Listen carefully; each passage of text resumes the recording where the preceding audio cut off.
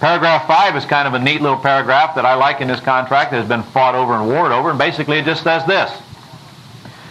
If I'm selling Mark here my house and I've got to go get him a new FHA, VA, or conventional loan, and he does not qualify, this paragraph says that he's responsible for his own expenses to come out of that earnest money deposit he gave me, or period, that he's responsible for all the expenses we incurred in trying to get him qualified.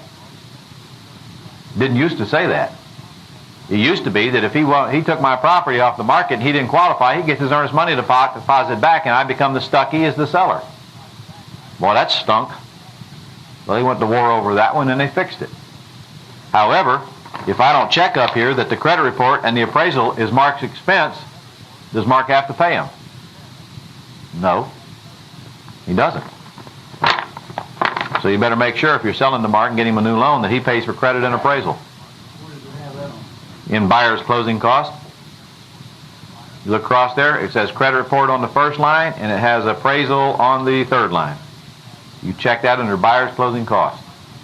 And I'll tell you why you want to check that under buyer's closing costs in addition to that, because when he goes and applies for that loan, when I put him in front of that lender, he's going to write a check that day to that lender for the full amount of the credit report and the appraisal.